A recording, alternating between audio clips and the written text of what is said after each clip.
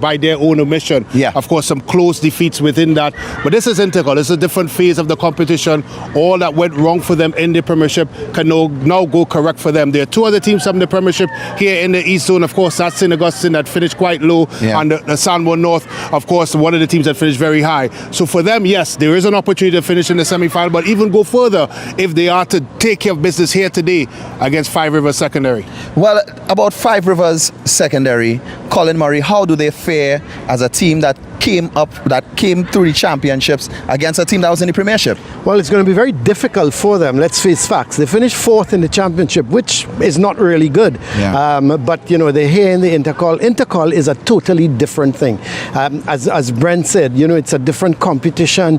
The underdog tends to really fight when it comes to Intercol. They forget about ability. It's all who wants it more and who's going to fight outside for the 90 minutes. Well, they actually really do have a fight. Brent, you actually spoke to the manager before, and we're going to get into more of what he said. But off camera, he actually told you something about the team and the reason why they're wearing those particular kits today. Yeah, of course, we had torrential rain here in Trinidad and Tobago over the morning period, and some of his staff members would have been impacted by that. Of course, the uniforms did not reach here at the Larry Gomes Stadium, and of course, some of the staff have not been here because of the floods. It has impeded that. But I think when we spoke to him, we made it very clear to him that you have to go in with a positive mindset, and he believes in that. And I believe for them, as Colin rightfully said, in this sort of competition, sometimes the mind gets you past where the body can't get you. All right, well, let's hear what the Trinity College East manager had to say earlier today.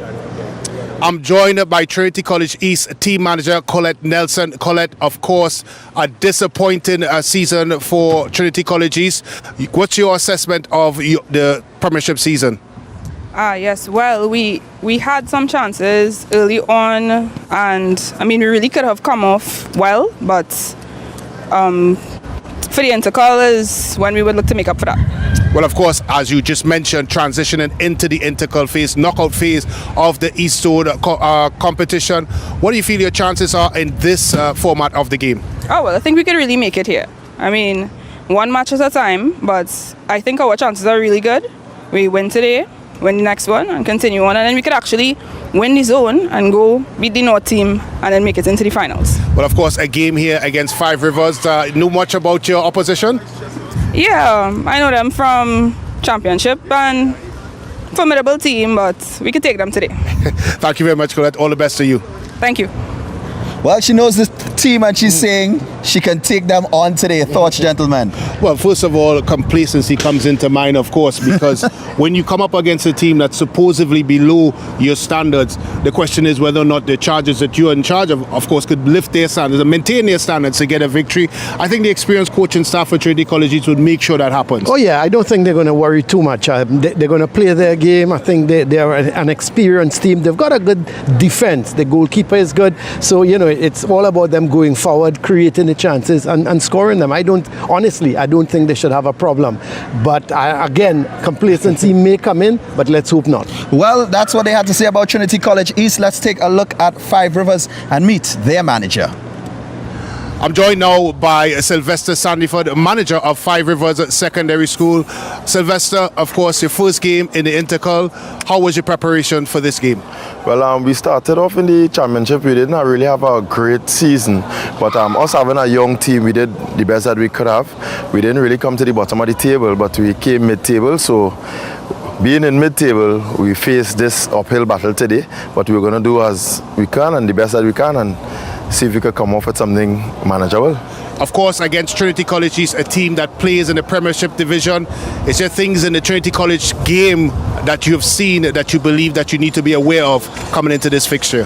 Well, actually, we've been watching the games over on the tapes and stuff, and we realize that they have some really good players, so we will try to lock them down as best as possible. This being a big ground, we will try to keep the football as compact as possible, again being a young and a small team compared to the size of the guys in Trinity. So we will try to play a compact game as best as we can. Thank you very much, Coach Sylvester, and all the best. Not a problem. Thanks, sir. Well, the girls team gets ready to compete in the Big Five competition, but the boys will compete here today against Trinity College East. What do you think of the coach's strategy, Brent? Well, I think he's spot on. Of course, Colin talked about how well Trinity College East defensively, they play defensively. But I think for Five Rivers, they have to keep Shackles and Jaheim Forsin. Yeah. Of course, the young man we saw against Queen's Royal College scoring a hat-trick back then, he is the one that, of course, the attacking falls on his shoulder, and he's done it well. When he's in the mood, he's almost unplayable. And if Five Rivers could shackle him, they may give themselves at least a starting chance. Colin, he mentioned the size of the boys and that compact football as well. I don't think that's going to worry these guys. They've got nothing to lose. Let's face facts. Nobody expects Five Rivers to win here today. So they're going to come out, they're going to fight, they're going to play hard. Whether they're going to stand 10 feet tall. Let's face facts. Yeah. And I'm not worried about his size. And I hope he doesn't go and say that to the boys. He's got to tell them, guys, we got to fight for every ball. We got to win every second ball. And if they do that, they'll be all right. Well, the winner of this matchup, Trinity College East and Five Rivers Secondary, plays the winner of Arima North Secondary and El Dorado, which will be played after this game. It's a double header today, but other matches in the East Zone of the Coca-Cola Intercol are these games that are actually going to be played. Well, let's talk a little bit about the second game before we get into that. Well, again, a known quantity, Arima and Valencia. Because we haven't seen these teams throughout the season, we're not sure. All we can do is go on their scores. Arima was top, Valencia finished second. So there must be quality teams to do that well. So we've just got to wait and see their formation, wait and see if they have a couple good players that can cause problems, whichever one of them moves forward. Right. It's going to be important that their star players shine in this Intercol series. Brent, what do you make of it? Well, Arima North is a team that's been knocking on Premiership door for quite some time. Yeah. Of course, they finished in the Big Five, just below the qualification places in the last edition of the Big Five. Now, in this current Big Five, they may feel that this is the year for them to go up. It's a team that has a lot of history and pedigree when it comes to football. So today is all about, of course, establishing themselves in the Intercol while still keeping focus on that Big Five push towards Premiership promotion. Well, let's look at some of the other fixtures that will be played today here in the East Zone. Coming up at 3:30 p.m. Sawa North Secondary versus Holy Cross College, St. Augustine Secondary versus Valencia Secondary, Trinity College East versus Five Rivers Secondary plays right here in the Larry Gold Stadium, as well as Arima North Secondary versus El Dorado East Secondary. When we come back around, we kick off the East Zone quarterfinals inside the Coca-Cola Intercol.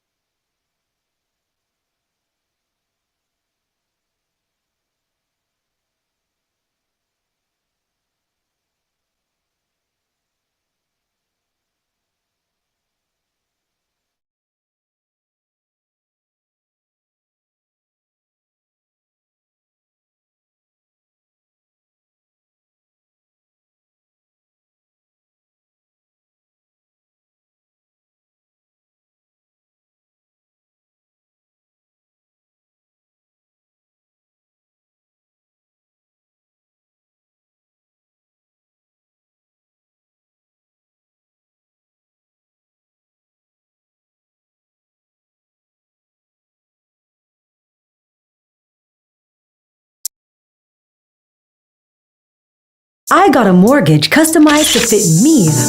Same day pre-approval on my loan? Wow! Lower mortgage payments, so I have money to do more of the things that matter.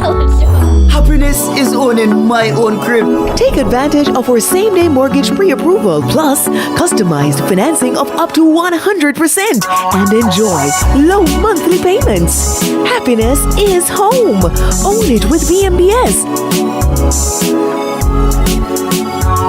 VMware here for you. We are written into this land. You are written into our story. Together stronger we stand. You win is our victory. We're a firm foundation here to stay.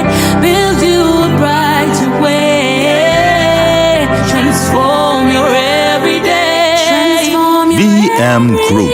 Transform your everyday.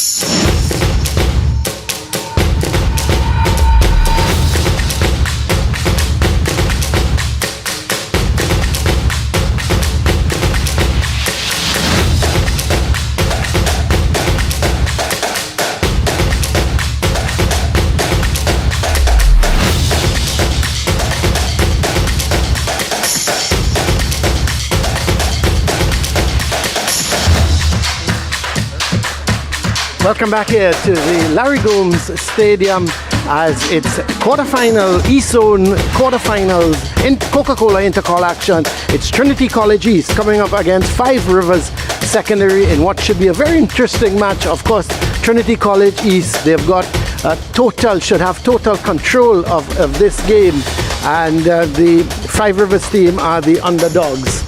We just have to wait and see just how they progress here.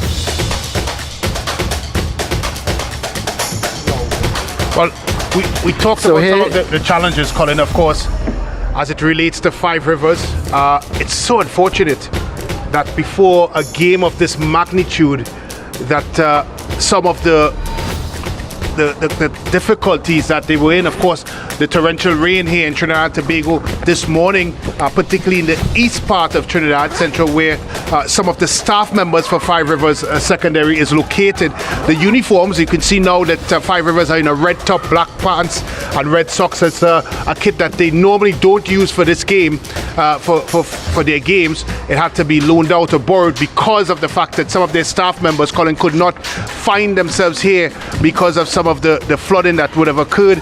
And of course, some of the coaching staff as well, they're quite thin at the bench, was not able to make it because of the flooding that would have occurred. Of course, our thoughts are with the staff members that have been, of course, challenged by this, and hope that whatever of some of the damages that have been done throughout the flooding is not something that, of course, will cause them great health and harm. So, Colin, the challenges of Five Rivers, of course, the Trinity College East, it's a game they're expected to win. Yeah, they are expected to win, and really and truly nothing else but victory here for the Trinity College East would be a total letdown for them.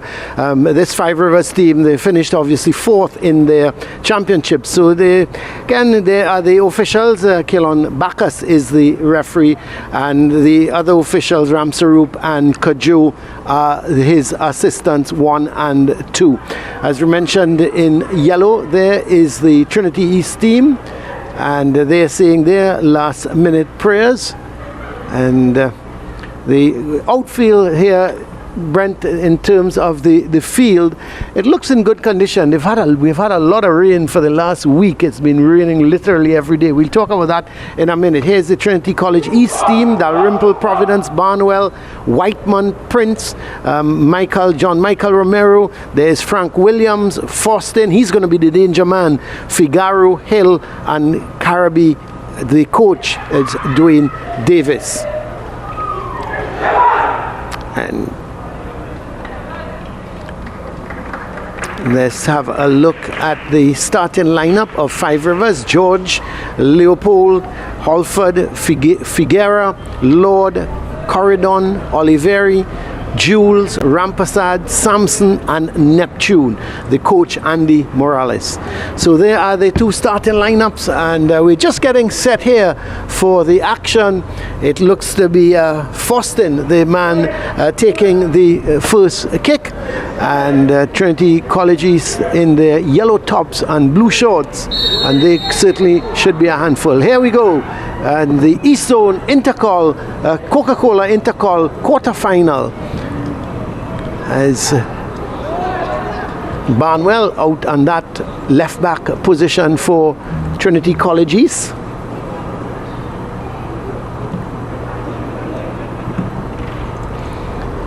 As a long ball looking there for Faustin, but hit a little too long. It's Neptune going for the header. In fact, it's given away, but the shot coming from distance, but really and truly more of a ambitious shot than something that would trouble Dalrymple in goal.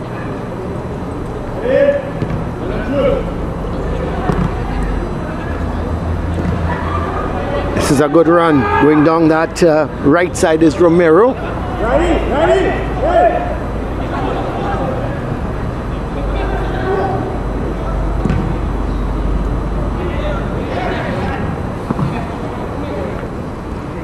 Heading it away, Whiteman, Nicholas Whiteman. We've seen him in action before for Trinity College East.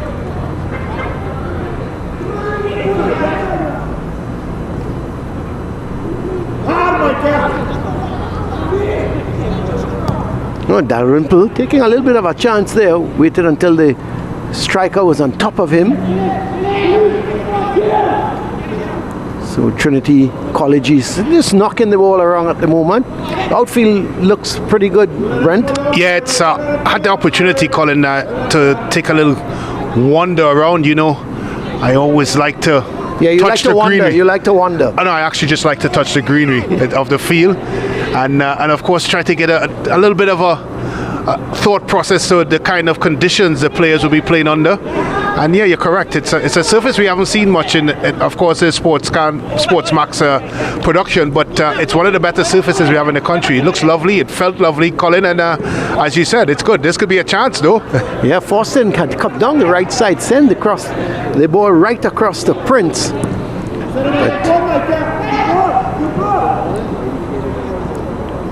Here's Dalrymple.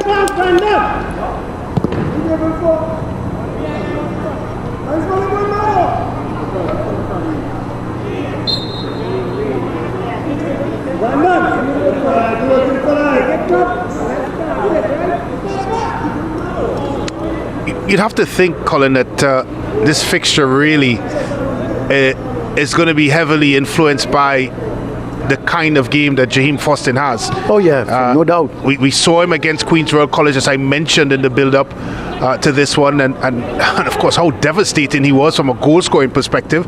Of course, scoring a hat-trick in that game and totally blowing away. Of course, he's offside here. The Queen's Royal College back four, and we know how dangerous he can be. Talking to, of course, the coaching staff of Trinity College East before the game, they talked about him going away on trials. Just recently in the US. So he would be a young man that's buoyed by that. As we take another look here at this offside, just a shade offside there.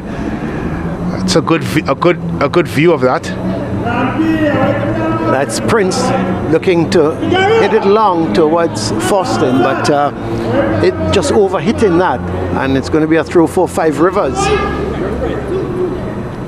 No real dangers yet for them, and Trinity East biding their time.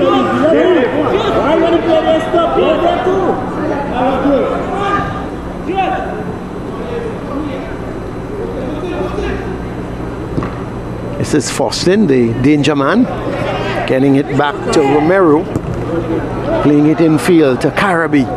So Trinity East knocking the ball around nicely. This is Barnwell. Getting it back to Caraby. This is Whiteman. Going all the way back. So they're knocking the ball around nicely. This is Prince for Trinity College East, but it's won back here nicely by Five Rivers, and they're playing that long ball, searching ball, trying to get it up towards their striker in Figuera. And he's actually won a throw.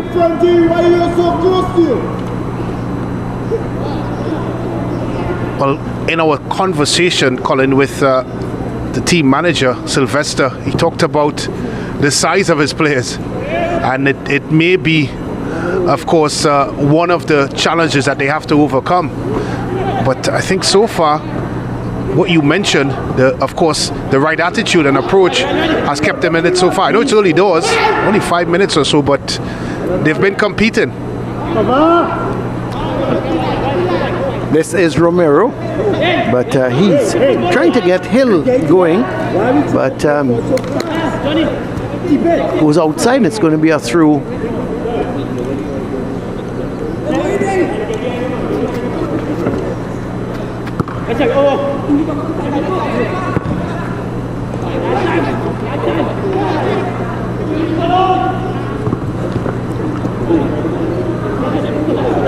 This is a through ball. Is he onside? And this left for Foston. This is his first chance of the game. He has the shot. That's a good save. That's a very, very good save. He hit it low, Brent, which he would have wanted to do. And the keeper eventually saving with his feet. That was an excellent save. Yeah, well, he's eventually played, and I thought he would have gone with his laces there, Colin, but instead he decided to pass the ball into the goal. Obviously, I think it lacked a bit of power and certainly direction. Went straight to the goalkeeper, who had the easiest of task of just putting his foot in front of it, eventually putting away for a corner. Another shot coming, but well saved again. Well, I'm looking at Foston and his running. He looks a little bit uncomfortable, Colin.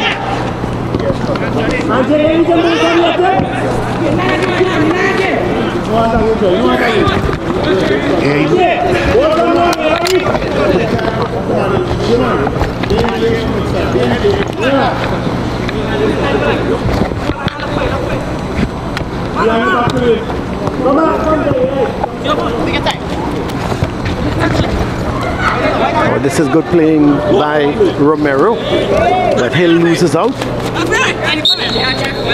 And a foul. It's going to be a free kick for Five Rivers.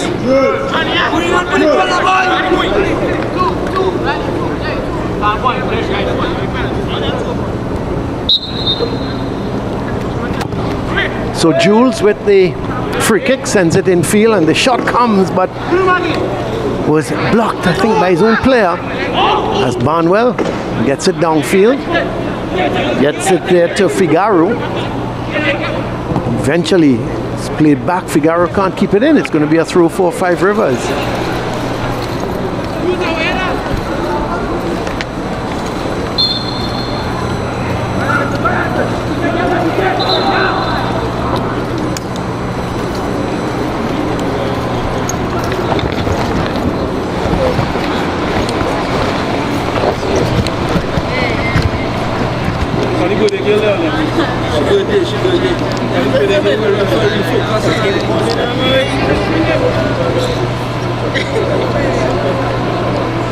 So a goal kick for Trinity College East.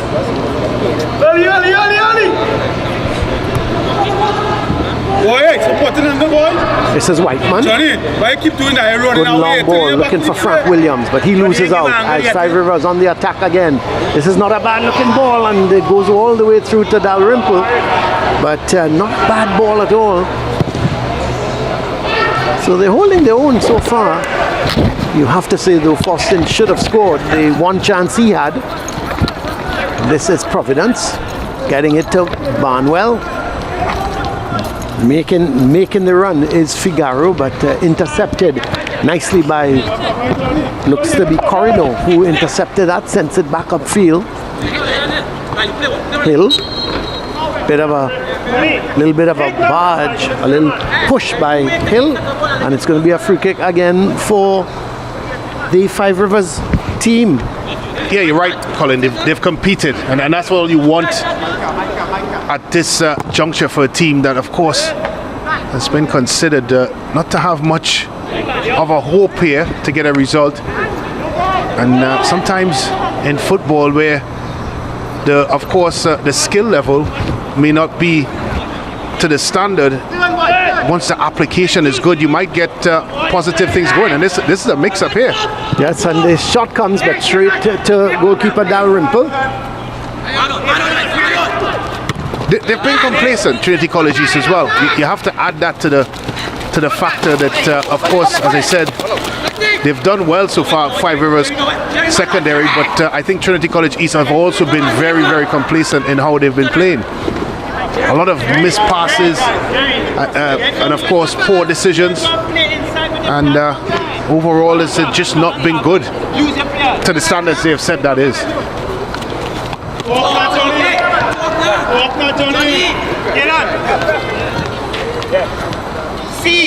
See before you get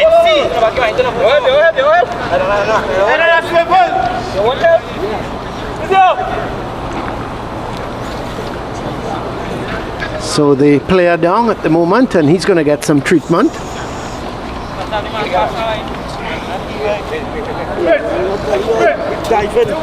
Yes, we have another look here at the incident. Yeah, it's a high foot there coming in. Nothing malicious behind it, but nevertheless very painful. Of course, requires treatment.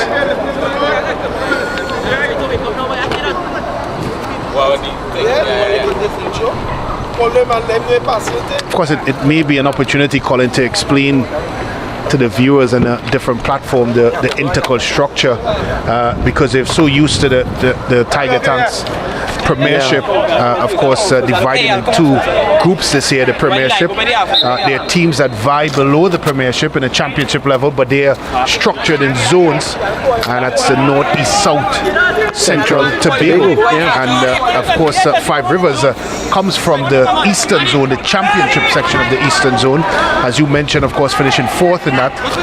It's almost equivalent to the FA Cup, Brett, when you got some of the lower division teams coming up against the big boys to play against them. And it gives them the opportunity, and it gives the teams, the coaches of the respective teams, an indication of just where they are. Yeah, and talking about, of course, the cup. I saw my former team, Colin, Gillingham. They beat Brentford. Yeah, on penalty kicks. On penalty kicks. Yeah. Tremendous result there for my old teammate as well as the manager, Chopper Harris, the manager at Gillingham. I hope you sent him a congratulatory note. Of course I did. And I also invited him to Carnival. Oh, very interesting. Here it's Dalrymple eventually holding on to that.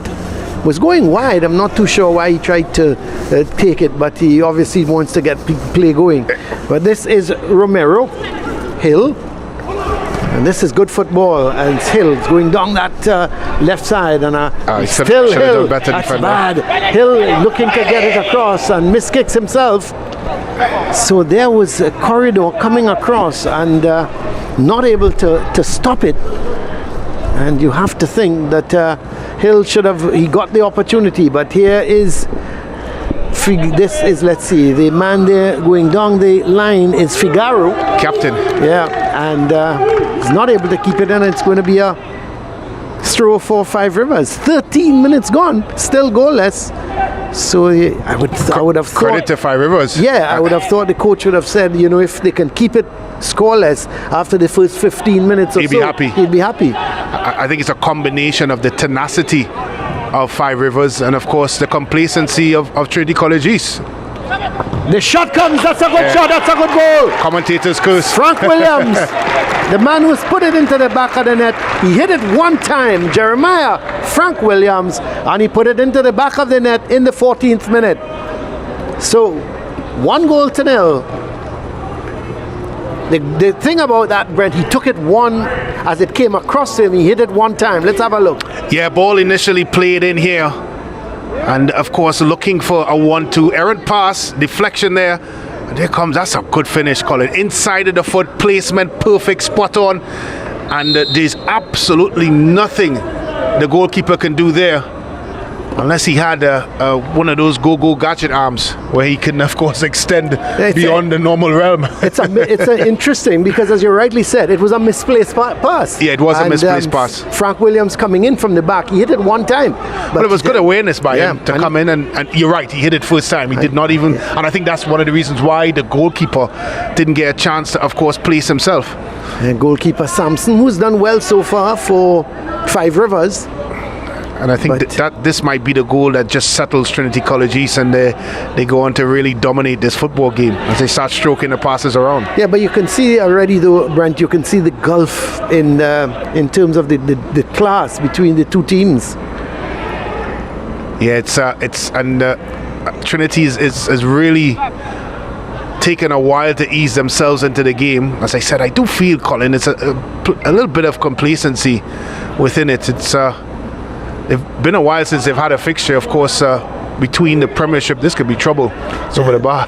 But, of course, there's been a bit of a break between the Premiership, last game in the Premiership for Trinity College East, and, of course, the Intercol fixture as well. So maybe a bit of rust as well, Colin, and it could coming be. in. Yeah, it could be a little bit of rust, but I think this is the kind of game they need, though. Haven't played for so long. They've come here expecting to win, but they want to do the right things. They want to get the basics right, the passing right, the shooting right, because when they come up against the sour notes of this world, it's going to be a different. It's going to be different. Long ball there, looking for Sampson. So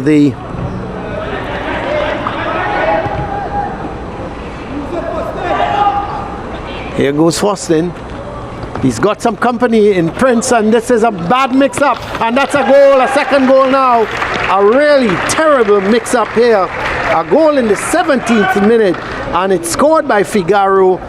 The bulk of the work was done by Fostin, went down the line, squared it back, and you have to think that Five Rivers should have cleared it, Brent. They did not, and Figaro has capitalized and has scored in the 17th minute.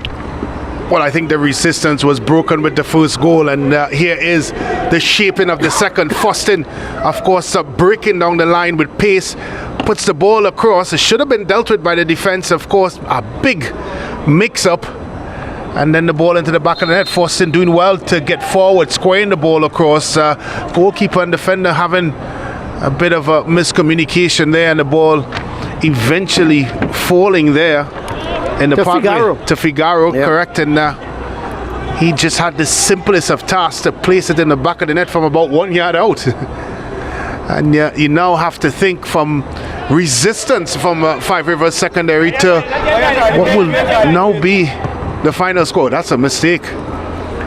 What will be the final score, Colin, for if it's going to be a hefty one as well?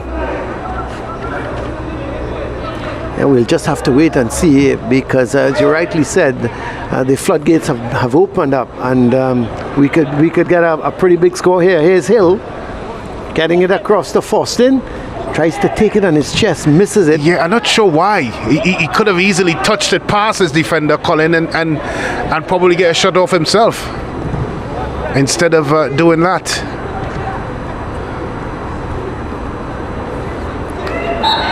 So it's going to be a free kick for Trinity College East.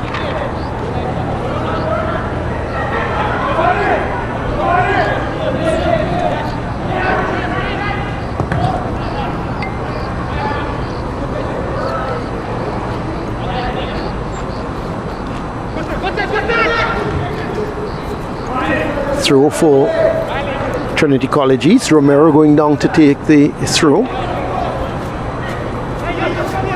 Gets it to Frank Williams, the man who opened the scoring. It's going to be a throw for Five Rivers this time. Nice day so far, Brent. Not too sunny, and there's just a little bit overcast at the moment. There is the coach of the Five Rivers team and some of his players on the bench. Well, he's listed as the team manager, but obviously, as I said in the discussion, some of his staff members couldn't make it out because. So he's taken over the coaching duties? He seemed that he's been thrust into the frame here. I think when you look to the right of us, Colin, we're seeing. I mean, you talked about good sunny day, but we see some a little overcast now, a little bit overcast. Yeah. Once the rain doesn't blow into the stand, Brent, we're okay. Yeah, it's. We know it's. We've had some really heavy rainfall earlier this morning, Colin. It's woken up as we have a look at it here. Some dark clouds, and can only suggest one thing: it's rainfall. And of course, it's every time you mention, Colin, there's good weather. The rain comes. It starts raining. Yep. So that's a lesson to yourself. I know. I need to stop it. I will try to do it for the rest of the Intercol series. We'll be in Tobago tomorrow, and I dare you to say it because it never rains in Tobago. Never rains except for when there's concerts and carnivals. That's right. Then it rains. I say hello to Tobago. Yes, we're in Tobago tomorrow.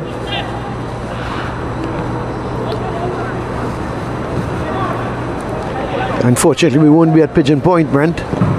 I know that's one of your favorite stomping grounds. I can see you snorkeling in your in your Bermuda shorts. I can't even spell the word. Snorkeling. No, I'm not. I like to just how you say it, waddle. I think waddle suits you very well. Not the paddle, certainly waddle. You're very unkind. Here is a hill coming in, and it goes just over his head. He mistimed the jump, and was a cross ball looking for Hill. He attacked it, but missed the jump, and the ball went over his head. It's going to be a goal kick. Sampson is the man with the goal kick. Gets it to Jules. Rampasad giving it back to Jules. In the middle is Oliveri. Plays it way over on that far side, but it's a little too long. And it's going to be a through for Trinity College East. They lead by 2 goals to nil. 21 minutes gone thus far.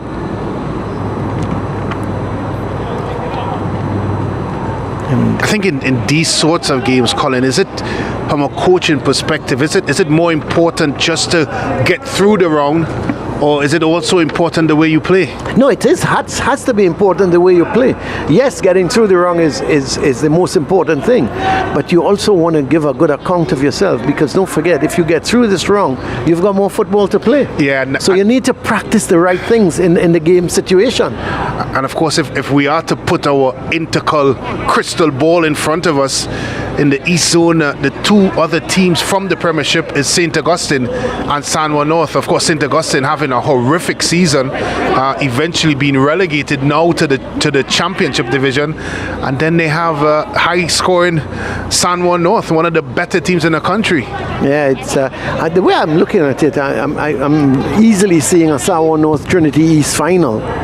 It shouldn't be a bad final. I tell you what, when I say it shouldn't be a bad final, it could be very close encounter, because when they met, it was tight. It was tight, and a 1-0 victory for San Juan North. Yes, they played at Trinity College East ground, and the ground, and I remember the ground that day, it wasn't in the best of condition because of a lot of rain, but still, Trinity East would think that just losing by 1 goal to nil, that would have been good for them. Yeah, I think so. Of course, as both teams as instructed and mandated going to a water break with 23 minutes gone so far. And you're right, Colin. I think San Juan North would assess, of course, when we spoke to the manager, Miss Nelson, she talked about how unlucky they've been for most of the season. We lamented at that fact as well. They lost several games by a goal.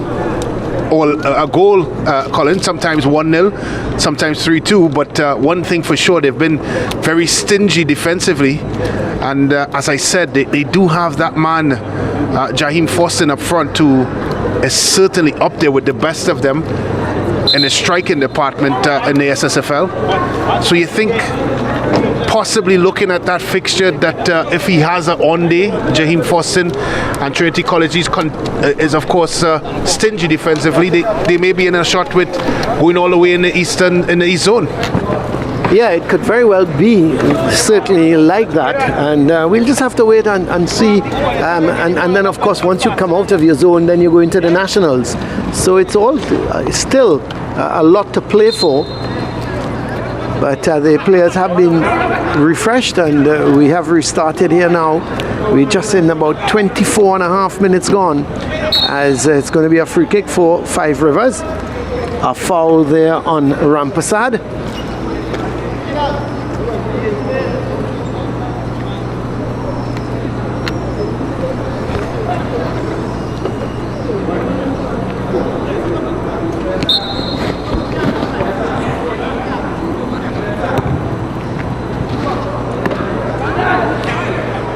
All the way through to the keeper. He's going to look to get it out to Barnwell, who's going to start something for Trinity College East. Very much left-footed is Barnwell. Gets it back to Providence, who's also pretty left-footed.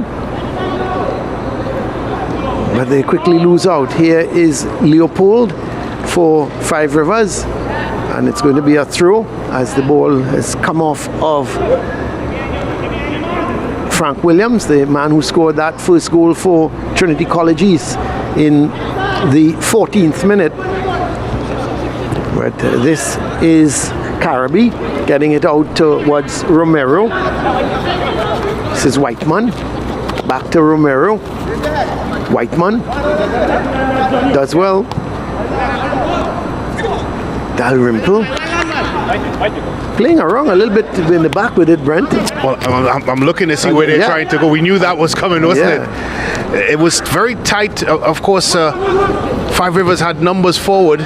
They set a very high line, defensive high. Well, they engaged very high, and you just wondered when would Trinity College East realize that and try to play forward. Instead, they not only played around with it in the back, but they played with it very slowly and then allowed the Five Rivers. Very dangerous. Yeah, and they closed them down. And again, you talked earlier about complacency, and that to me, leading 2-0 and the defense getting a little bit complacent there rather than getting that ball out quickly. But this is Barnwell. He's had a good game so far, looking to play it back. And this is Foston turning nicely with it. That's a Still finish. Foston, and this shot goes wide. Yeah, he should have finished there, really. Yeah, Prince, he got it. Foston did all the hard work, and the loose ball came to Prince. He had the shot, the left-footed shot, but didn't get it. He should have got it on target. On a bit of happy feet here by Foston when he eventually collects it. Nice little turn here and a shimmy. Around his man. Eventually the ball poked away and poked into the direction of Prince. And of course, Prince just couldn't find the finish. Yeah, there's a tinge of complacency in the performance, Colin. You'd have to say so. Some of the clearances and some of the, of course, passes, etc., decision making. I don't want to use the word lethargic. I prefer to use, Colin, rust and a bit of complacency. Yeah, they 2 goals up. They feel the total control of this game. But you do that and you make a mistake at the back, and all of a sudden it becomes 2-1 and game is on. Yeah, and that's the worry in these sorts of competitions.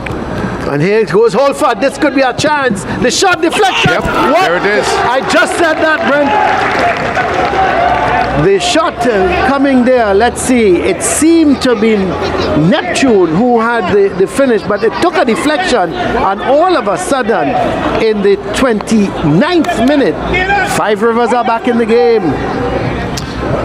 But we started to talk about complacency, Colin, and I'm sure they're going to start calling us for the lottery numbers soon, because we saw this coming. We predicted it, and there it is, into the back of the net. nothing less than Five Rivers Secondary deserve. Slight deflection, the Rimple stranded, ball into the back of the net. And football is such a cruel sport. As much as Trinity College East would have dominated, they had signs, of course, of complacency, and they were served in the right way, as complacency normally serves you, with, of course, conceding a goal. That's right. And I like the both Halford and Neptune were attacking the ball and put the team under pressure. We see a substitution. Number 7, Keon Roach is the man going on. And let's see, the man coming off is Rampasad. So Roach is on for Rampasad. Very interesting. Brent, could that be tactical? He doesn't seem injured. Well, it could be. It could be a number of reasons outside of injury. As you rightfully said, he's found himself off the bench on his own. Yeah. So it may be one of fatigue. I just don't. You couldn't tell. But certainly now with a corner, 2 goals to 1 down, Five Rivers Secondary all of a sudden maybe smelling an equalizer. Yeah, they could very well. Why not? Why not? Coming up to the half an hour and 2 goals to 1. Trinity College East lead Five Rivers. And again, you have to give credit to Five Rivers. Yes, they've been competitive, but a lot of it is down to the complacency of Trinity College East. It's crept in from minute 1, and now it's starting to boil over. That complacency, Colin. Well, there's Frank Williams. Eventually, it's cleared away by Romero, but goes towards corridor. He can't control it, and it's going to be a throw for Trinity College East. And this is George, sends a long ball over onto that far side, looking for Lord.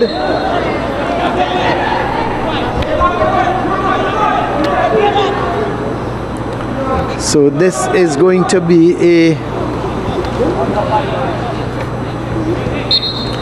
free kick. Manuel with it. This is Hill taking it down, looking for the shot. Has the shot. Would you believe it's hit the pin side of the post and has gone in? So all of a sudden, Trinity East, they go 3-1 up, and the man putting the ball into the back of the net is Riley Hill in the 32nd minute. And really and truly, Brent, that was just hitting hope. Yeah, it was a shot that was taken with a lot of hope in it. But as they say, you can't win the lottery, Colin, unless you purchase a ticket.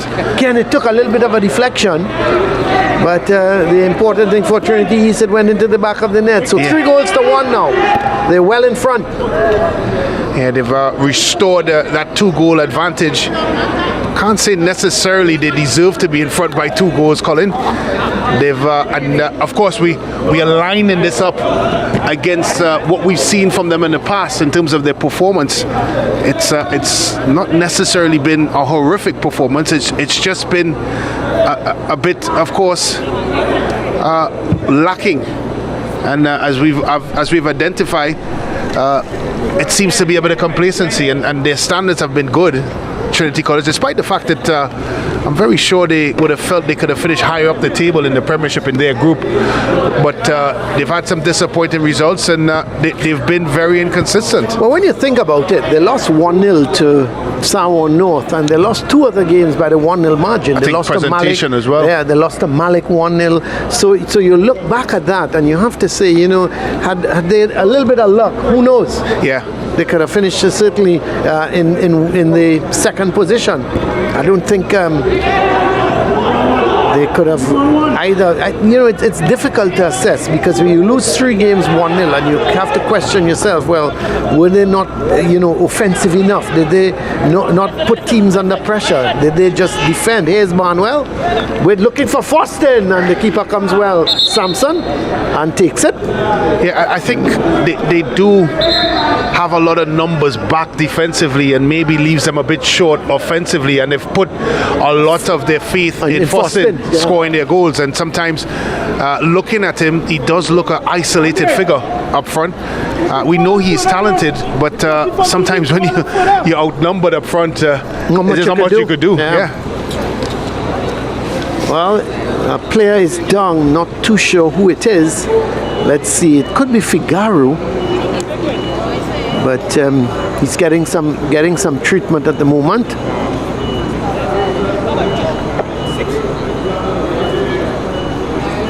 There is no, it's not Figaro, it's actually Carabby. We have another look at it here. Carabby plays the ball, and it's a bit late. Looks like a bit of a body check, Colin, maybe. Yep, looks to be that. So the ball back with the goalkeeper, Samson. Trying to get it there towards Oliveri. Oliveri giving chase, intercepted by Whiteman. Foston with his trickery, going one way, then sends the ball, the reverse pass, looking for Prince. That's well defended. And he gets a foul. By the captain, that is. Yep. He's cut the pass out. Did a good job there covering. Yeah, that's George, but in the process, foul Prince. It's going to be a free kick for Trinity East. Foston takes possession of the ball. I think he's gonna look to go to goal from here, Brent. It's well within range. Yeah, it is. It certainly is, and I do know he has the ability of course, really putting some force behind this. Force is not the worrying part; it's the direction, whether or not he can get it on frame. And I think the only way he can have a chance here is first of all to get it on frame. See what happens from there. Well, here's Foston. Bangs it, but just wide. Yeah. It had power, but as you rightly said, not the direction he would have wanted. Yeah, needed direction. Power is not his problem. It's whether or not he could find the accuracy to trouble the goalkeeper. Just wish that Trinity College East could find a way to get him more involved in the game. We see flashes of Jaheim Foston, and again, a lot of it is down to the fact that they have so many numbers behind the football, and of course, when they do go, the man who was yellow carded a little while earlier. This is Foston. Oh, he does well. Looking to go to that byline. Who plays a lovely ball back inside, but it's won back by Five Rivers, but they give it right back to Romero. Foston trying to chip Jules or trying to get it past Corridon. It's not able to do that, and it's going to be a through for Trinity College East. This is Roach. Looking to get that ball forward to Holford. But Whiteman does well, takes it nicely on his head and then plays it back towards Providence. Carabby towards Whiteman, plays it wide, and Romero his control was not that good, and he's lucky to get a second bite of the cherry. Plays it across towards Providence. He plays it wide towards Barnwell. And Barnwell intercepted there by Lord, and it's going to be a throw for Trinity College East. We're in the final 2 minutes now of this first half. Have to wait and see how much added on time the referee will give. And this is Prince. Carabby misses it, but it comes all the way through to Romero. Frank Williams, the man who opened the scoring with a really good goal, chips that ball forward, but he's in an offside position. It's a good call. Good finish, but from Figaro, but he was in an offside position, and it's going to be a free kick for Five Rivers. Good idea. It's a good idea, but again, Colin, I think their movement and play has been a bit slow, marginally offside. I'm looking at, of course, the player in the red shirt closest to us. It's very, very close. Yeah, but didn't he take it down well? Yeah, he finished, did. And finished well. Pity he was offside. But here's Frank Williams going all the way back to Providence. Yeah, I think this is where they're putting themselves in problems because Five Rivers rightfully is squeezing high up the park. And again, fortunate to get away with that one. I tell you, Brent, if they can't play like this against a Samoa North team, because they're going to be put under pressure and they're going to make mistakes at the back. So they've got to be careful. But here they go. Barnwell. Oh, it's an own goal. My word. An own goal in the 45th minute. The cross coming from Barnwell. And let's see, was it George, the man who put the ball into the back of his own net to make it 4-1 in the 45th minute? Let's have a look and see, Brent, in the replay, who is the defender. But Barnwell, of course, I didn't think it was necessarily a good cross. That's a big slice there. It looks like corridor. Yeah, it looks like corridor. And he didn't need such a big swing. He just needed to guide the ball away with his right foot. Instead, he went for, of course, a technique that requires a lot more control. And because of that, he put himself in some trouble. Just really needed to guide the ball with the inside of the foot away from danger. But he went for the big swing. Yeah, and so 4-1 now. The Trinity College comfortably placed. We understand that there's 2 minutes of added on time as that ball comes across, headed away, but Faustin can't get a control of it. He now will get control. He's looking for some assistance. He's getting backward support from Romero, but he plays it inside towards Hill. Still, Hill decides to go back now towards Romero. This is Caraby in the center circle. He's going to play it wide. Looking there for Figaro, who's in an offside position. Another tight call, but I'm giving the linesman the benefit of the doubt. I think he is right, the linesman. Of course, we are not in line with the last man, so it does look quite tight from where we sit, but I think he's got it right. But here it goes. This is Prince. He's got Figaro, and I don't know that was a little selfish. Yeah, I have no idea why he didn't pass the ball. He had Prince to his left, and I think he had Hill to his right. And he even had a shot if he wanted to. That's right. He had three options and chose none. Yeah, and it's going to be. He's won a corner, so I suppose if they get a goal from this corner, he can say it was part of the plan. Not too sure what the plan was, but he's actually gone across to take the corner. So here is Prince with the corner. We played the 2 minutes now of added on time. Faustin takes it down nicely and then trying to bring it back. There is the whistle. The referee has indicated that the 2 minutes of added on time has been expired, and he's called an end to the first half. A first half dominated by Trinity College East as expected, and they're in the lead by 4-1.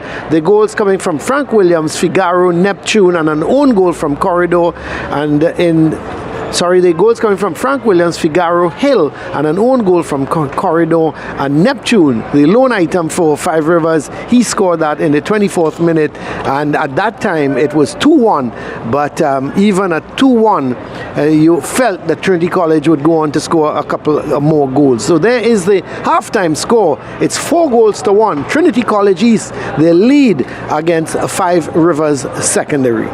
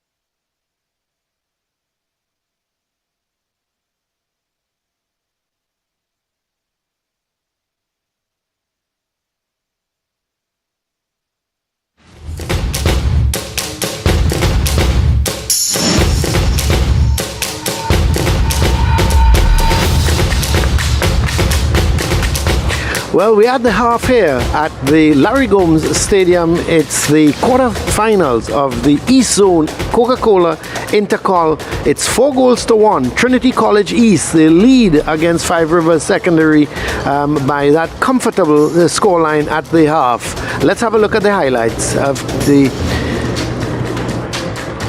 referee immediately.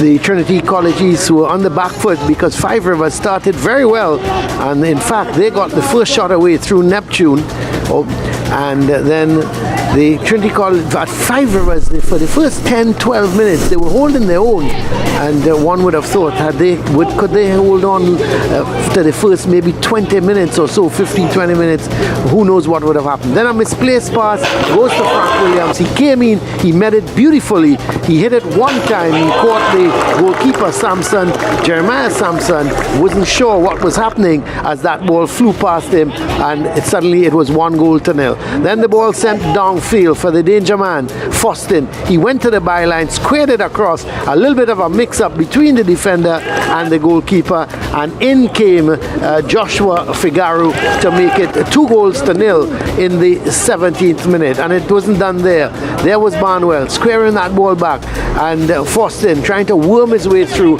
the ball, going in fact to Prince. He had the shot and it went wide, but then all of a sudden Five Rivers chasing the ball was Holford and Neptune had the shot. It took a deflection, and in the 24th minute all of a sudden Five Rivers, they were back in this game at 2-1, and then Barnwell with the free kick, Hill with the shot, and a little bit fortuitous because that ball came off of the defender, went back to him, he had the shot, it came off the inside of the post and went in to make it 3-1.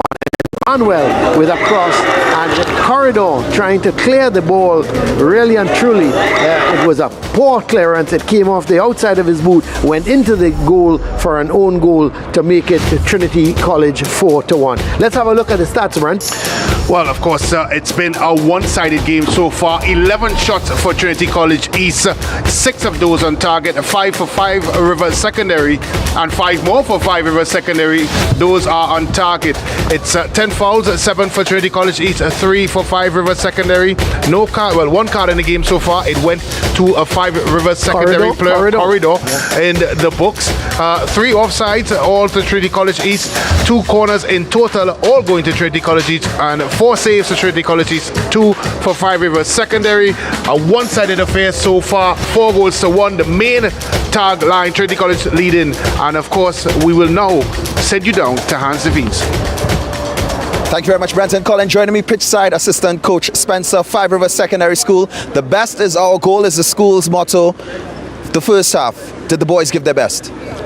Yes, sir, but we not we wasn't too first to the ball now. Yeah. First for the ball, and we not focus in the midfield right. Because we lost plenty ball on them in the midfield, and the midfield under pressure, so is we defense. Right. Okay, so the defense needs to be upped in the next half. But let's talk a little bit about the boys' mindset going into this one. What was the mindset of the team?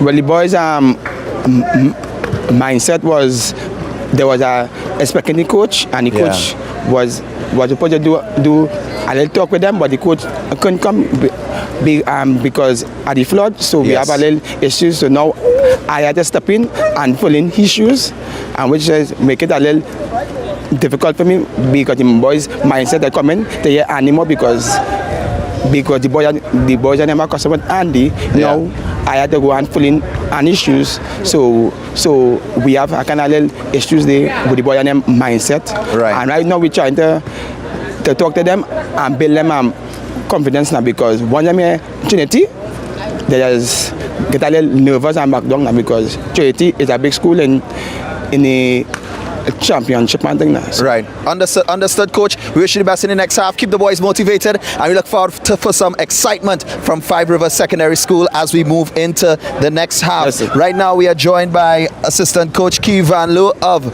Trinity College East. Tell me about the first half from the boys, things that you were proud of, things that you were a little bit disappointed on. In the first half we tried to move the ball along the ground a lot.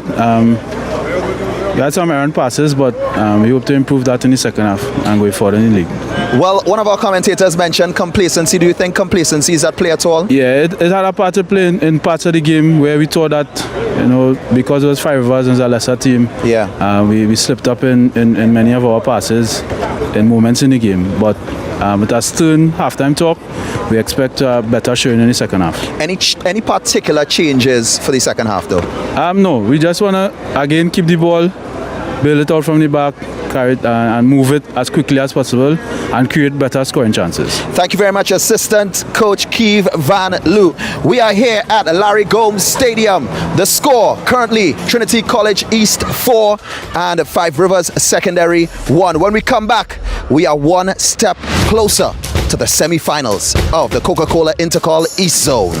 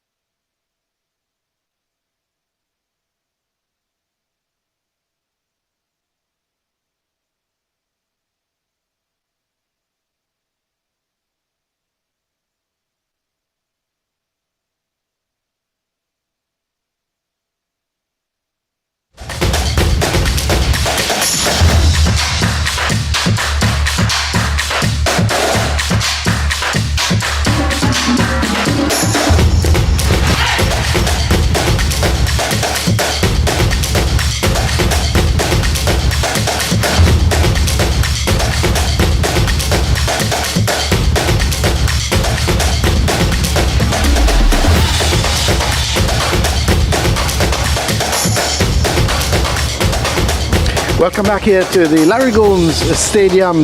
It's 4-1. Trinity College East. They're leading against Five Rivers Secondary in the Coca-Cola Intercol East Zone quarterfinal. And there is the score at the moment. A comfortable lead for Trinity College East by 4-1. And it's going to be a tough second half, I would think, for Five Rivers, because this Trinity College East team, Brent, they're not going to let up. They're going to go for more goals in the second half, and they're going to try to keep Five Rivers under some pressure.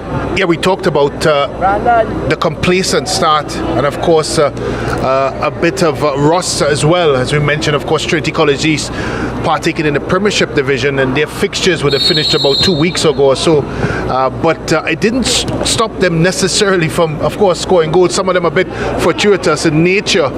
Nevertheless, they have a commanding lead, and you're correct, Colin. You could only see them continue on in this vein. I may even suggest that tempo-wise, they may try to pick things up, and I'm very sure as the game goes on, some players may feel that they have to keep playing to keep their pick into the next phase of the competition and not end up in the bench. That's right. And I think the assistant coach was making the point that they were a little complacent, he felt as well. And they're going to be spoken to about that at half time. And we'll have to see just how they cope here in the second half. Here's Frank Williams.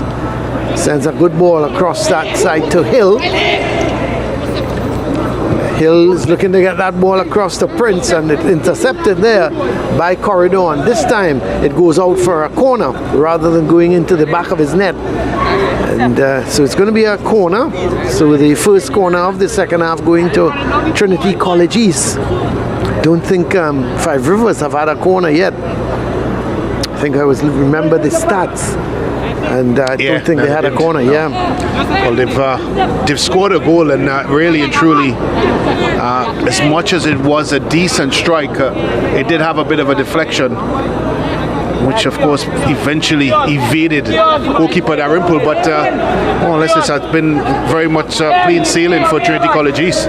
Well, here is the corner from Barnwell. The heads go up and it goes to Prince, and he's looking to try and get a header in. And he missed the header. Yes, he jumped and somehow he didn't connect with the ball, but away goes, let's see, the man on that far side. It looks to be Figuera, but it's picked up the numbers on the back of these players' shirts. The Five Rivers, of course, they don't play in the Premiership, Brent, so their numbers are very, very tiny. Well, it's also not the original kit. Yeah, that's true. It's not the original kit. It didn't make it.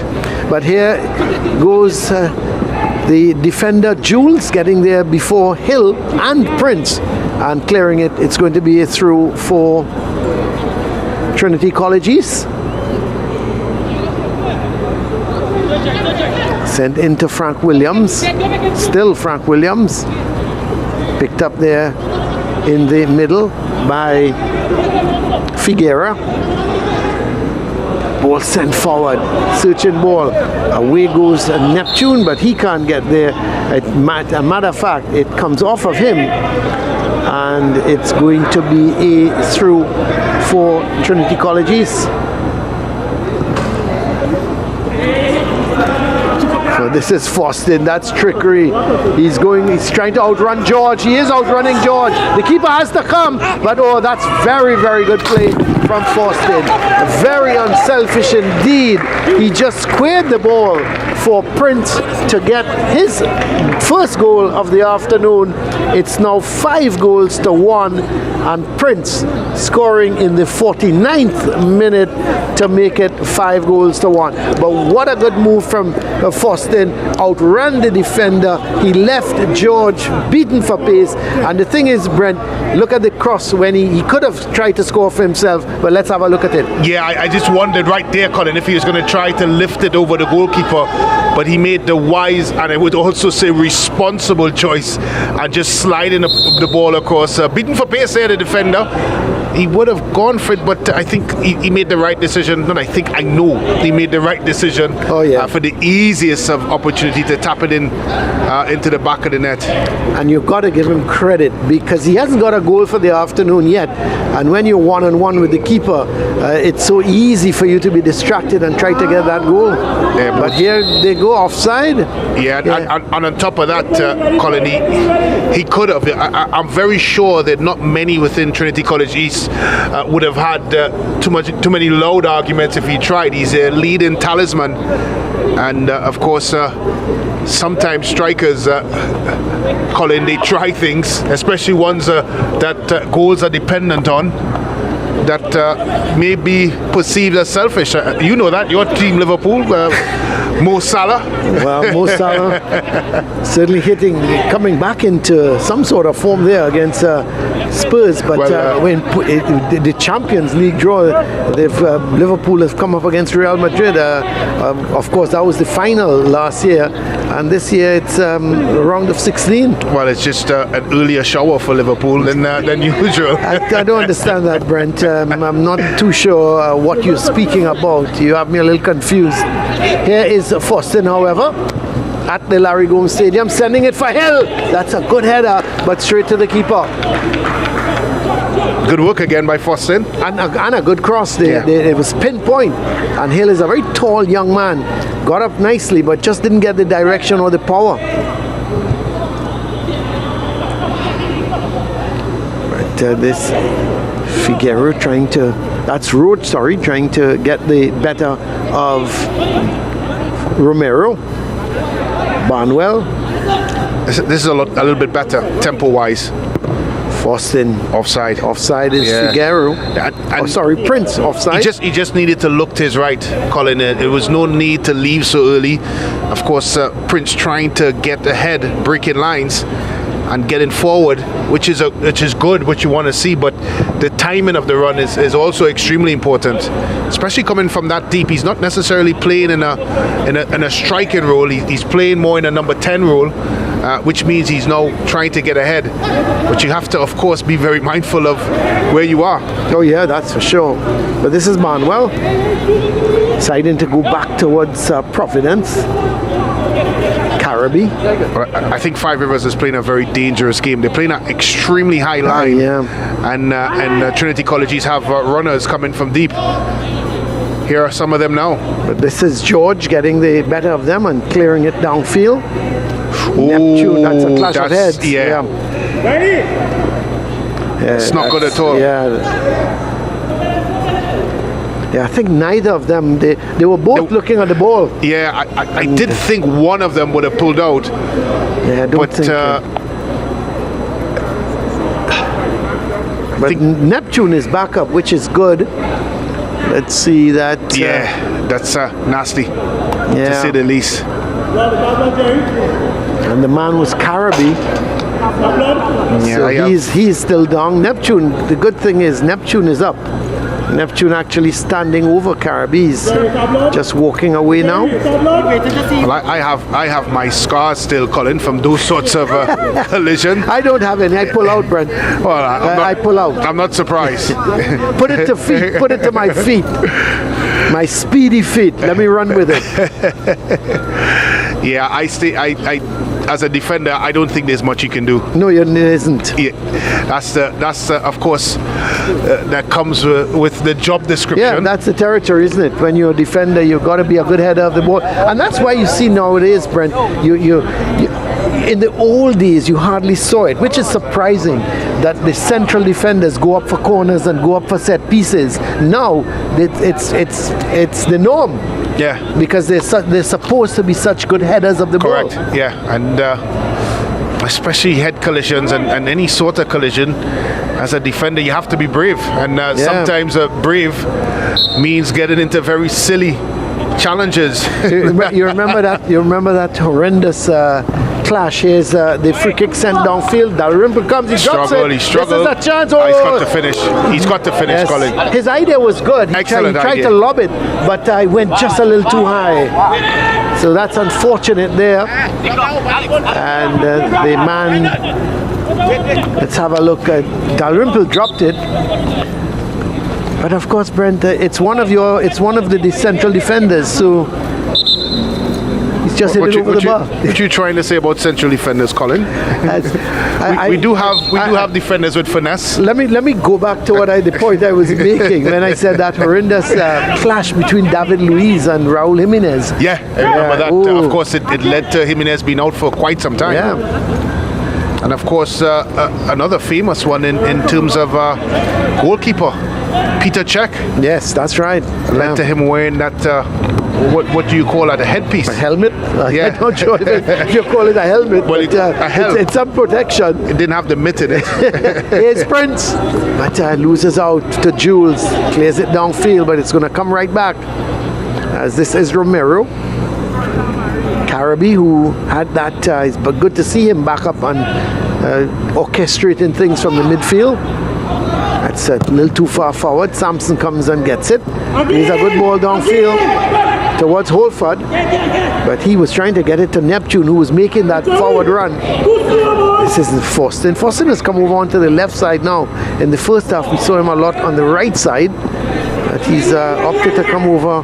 But I think he was more in the middle. I think it's a tactical ploy, and you have to give the coach credit. What it has allowed is the runners from Trinity College East are going through the middle of the park, because now that Foston is occupying this side, he's brought with him, of course, a chorus of defenders. They're all out there trying to pick him up. That's and right. If you have a look at it from where we are, it's very, very lopsided.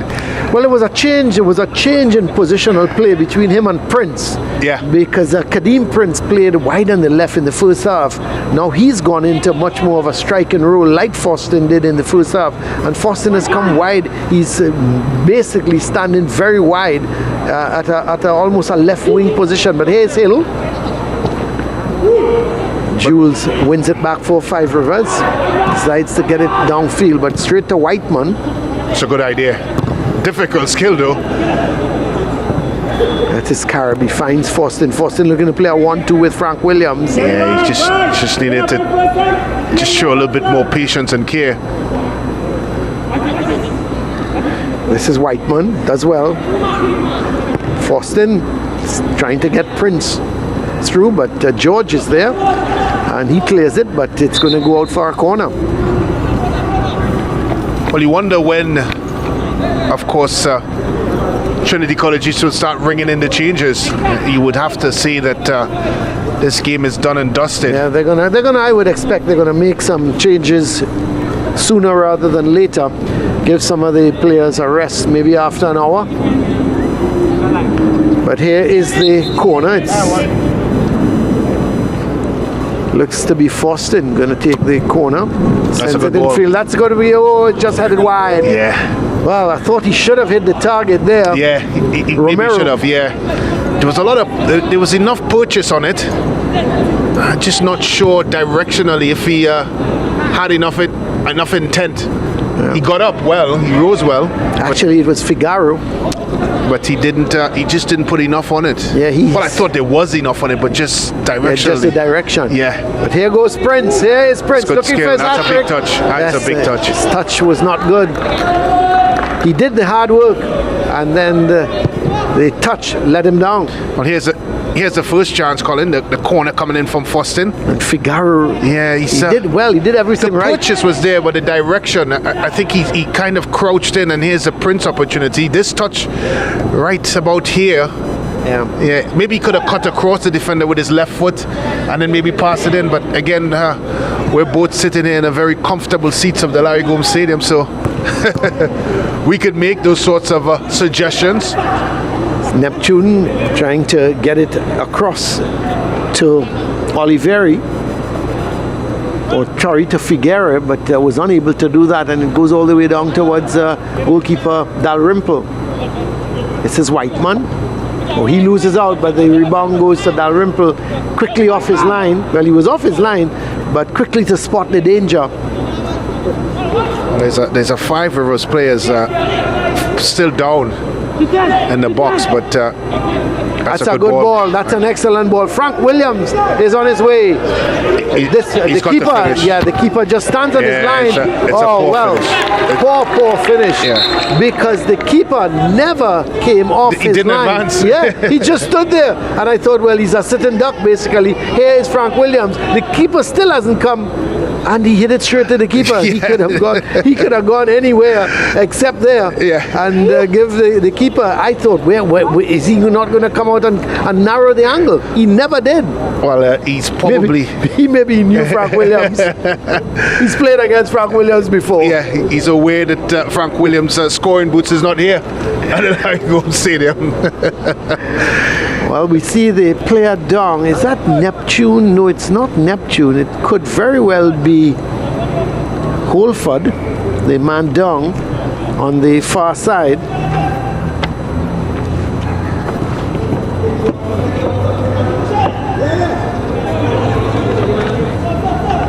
We see a couple substitutions being made here by Trinity College East, just as we suggested. Brent coming up on the hour mark. We see Prince is coming off, as well as Figaro. So Prince and Figaro making their way off. And Kroll and Cummings, the two players coming on. So Kroll is going to go into that defensive midfield position, and Carabby is going to come a little forward.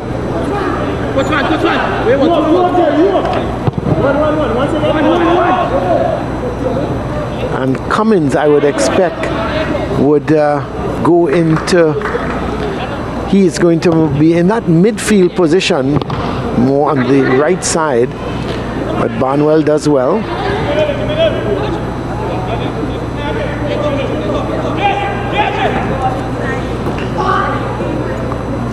Cummins looking to try and get his first touch as that ball is played forward, but too far forward, and Dalrymple does well.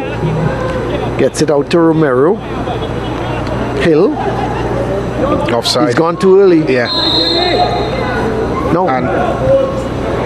Now Frank Williams is gone into more of a striking position, which is interesting, because since Prince has come off, he's gone into that striking position. So yeah, here he is again. This going very early, and all he really needed to do was just look to the left or right of him. And we've mentioned before, Colin, Five Rivers playing a very, very high line and causing this, and Foston is going early as well. I'm not understanding why they're doing it. There's no need. They have the pace to get in behind. There's a lot of real estate behind Five Rivers defense. Yeah. So just hold your line and make sure you're onside, and of course then make the run. I think it's just eager anticipation. They realize that the high line that Five Rivers is playing, and once they get in behind that line, they're going to give themselves an opportunity to score. There's Foston going down that left side this time, being confronted there by Oliveri, and eventually it goes out of play. It's going to be a throw for Trinity East.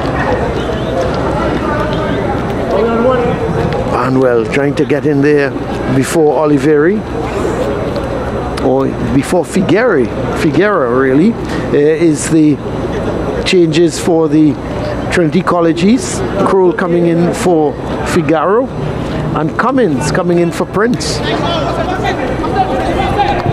That ball sent across field. Cummins trying to get his first touch and goes too close to goalkeeper Sampson. He sends Jules away. And Jules gives it right back to Kroll, the man who has come on as a substitute. Goes all the way back to Romero.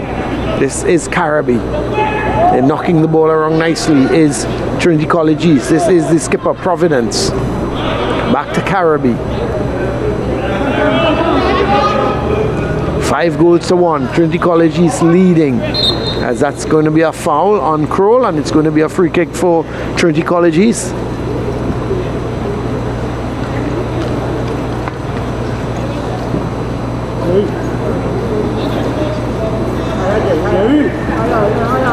So the free kick quickly taken. There is the foul on Crowell. Yeah, just a little heavy on the back. Unfortunately.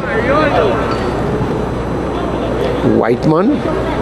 Long ball forward and making the run from the back is Frank Williams. The keeper is coming. This is not the time he should have come. Again. But Frank Williams, I tell you what, Brett, and I'm not trying to be unkind. I know what you're going to say. I'm not trying to be unkind, but I think Frank Williams should revert to the midfield role. I think he's a much better midfielder coming onto the ball, but he is not a 1v1. He's not striker material. He just he scored a very good first goal. Yeah, and that goal was him taking the shot, coming onto it. You know, I'm looking at him so far, getting these balls going over the top, and he doesn't seem to be, you know, I tell you what, if that was Foston, it would have been a different story. Oh yeah, I believe so. But here is Hill getting it back to Whiteman. Whiteman in a little bit more of an advanced role since Crowell has come onto the field. And there is that long ball. Yeah, there's so many different things he could have done here. He slipped there. The goalkeeper is so far advanced, he could have, of course, controlled the ball and drive at the goalkeeper and just choose your side. Or he could have taken it back onto his right foot and played it to the... Yeah, as I said, many options. Yes, too many probably. Too many. And he chose the worst one. Well, probably not for him, the worst one, but the worst executed one, I would say. Expect more substitutions from Trinity East. Here is Providence trying to clear one that goes all the way back to goalkeeper Dalrymple. Sends the ball long forward. Foston has moved over now. I think he's asked Frank Williams to go wide and let him go more central. But Fulford trying to go through, gets it to Neptune. Back to Holford, but away comes Frank Williams. Look at him. He's in the midfield role now. He's happy. Sends that ball forward to Foston. And Foston now, I expect he's going to run at George. Sends a good ball across, looking for Hill. This could be 6-1. It is. Lovely ball from Foston in the 67th minute. And Riley Hill has got his second goal. It's now 6-1 Hill in the 67th minute. And it's a romp now, Brent. Yeah, and it's again handmade and manufactured by Foston. Good ball, good finish, first time. Credit must be given. That is a peach of a ball, Colin. Even you would score that. Oh, I thought you would have said I would have made the pass. But brilliant ball actually from Foston. I think he's quite happy. He hasn't scored, but he's assisted at least 2 or 3 of the goals. Yeah. It's been really good again. So 6-1 Riley Hill. He has scored his second goal for the afternoon.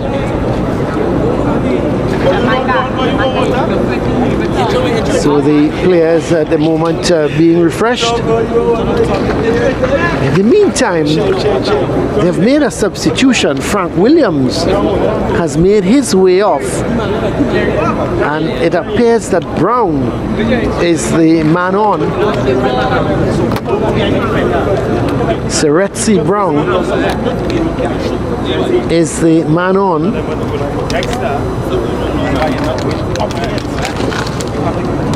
And he replaced Frank Williams. Hope the coach didn't take him off because of those goals he missed, and just taking him off as for a rest. So Brown on for Frank Williams while the players are getting their refreshment. Well, I think as we look past this one, of course, the next game coming up, of course, confirmation of substitution. Yeah. Williams off and Brown on. Arima North is a team that I'm interested in looking at. They've, of course, as I mentioned in the build-up of today's doubleheader, a team that has been knocking on the Premiership door. I remember heartbreakingly, the last edition of the Big Five, I think they just needed a point. Yeah, they lost the last game. And they lost their last game. But interestingly enough, they're coming up against El Dorado. Now, I made an error and said Valencia. Valencia is actually playing against St. Augustine today. But El Dorado, they have also got some pedigree. The Blue Machine, I think they were. You had the Blue Green Thunder. Machine. Blue Thunder, that's Thunder, right. yeah. You had the Green Machine and Blue Thunder. Clayton Ince. Yeah. Stern John, of course. Yeah. They had some really wonderful players. Yeah. So they've got some pedigree Kevin as Jeffrey. well. Yeah. We'll have to wait and see how they look this afternoon.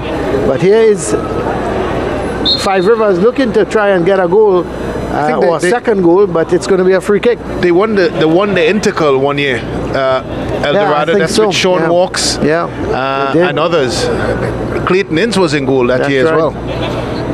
Yeah, they had a really good team. I was there at the Hasty Crawford Stadium. I can't remember who they played in the final, but it's a very good team. When you think of Clayton Ince, Brent, he is a super goalkeeper and couldn't get into the Trinity and Tobago team because of Shaka Hislop and Kelvin Jack. But there goes, this is another chance.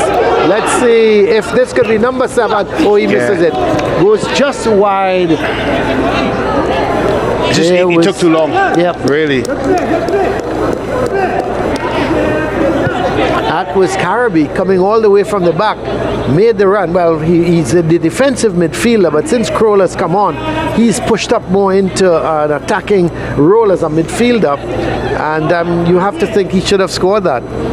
Yeah, it's one of those chances, Colin, that the preparation of the football before he actually executed the shot was too long, and of course gave the defender enough time to get back. And if there's one thing we can take away from this game is that Trinity College East is very, very goal shy. They've created a number of chances, and we can see here why they've lost some games by 1 goal. So many games by 1 goal. 1-0, so many 1-0 results. I think the thing is they're creating the chances, and I think they just need to put them away. But they'll argue that they've scored 6 goals. Yeah, but they've had some very easy chances as well. Yeah. Chances. And as you rightly lamented on the fact that if this was a San Juan North or maybe even a St. Augustine, they may not have gotten away. They may not get away with missing so many chances. Well, here's Hill, the man who scored 2 goals so far. Looking for some support, but goes backwards to Whiteman. Back to Hill. Not sure why he's going back. Sending that ball through, looking for Brown, who has come on as a substitute.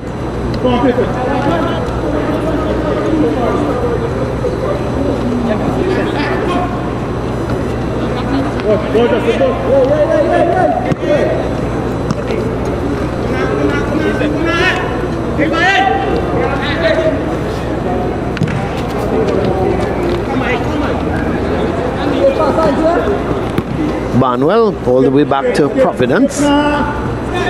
This is Whiteman.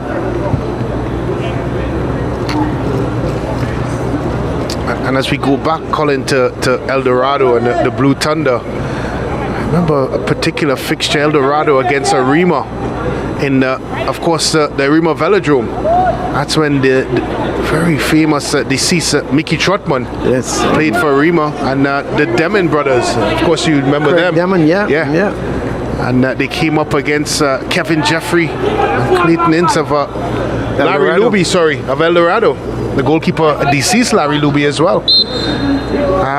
And what a tremendous game that was. Went into extra time, I think, as well, penalty kicks. But there wasn't a seat in sight. That's right. At the Velodrome. It's just it's amazing when we talk about some of these programs, and of course trying to, let our viewers know the history behind some of these schools. They may not be at the standards that they were once, but there's certainly a tremendous amount of pedigree and history. These schools. It's like St. Anthony's and St. Augustine. You know, you're disappointed in a way to see their performance this season, knowing where they come from. Yeah, and I'm sure you have as you mentioned those two sort of names. You know, St. Anthony's would be the same with people like Kenwin Jones. Here is Forston. He's offside.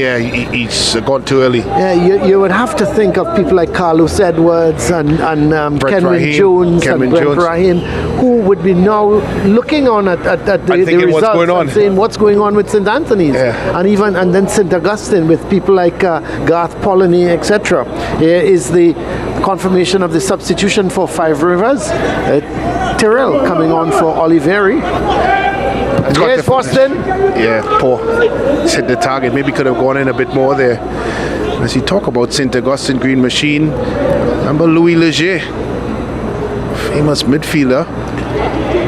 Nixon. Darren Nixon, of course. Here is Forston playing it through his. Can Hill get there? The keeper does well. Came out just in time, in the nick of time.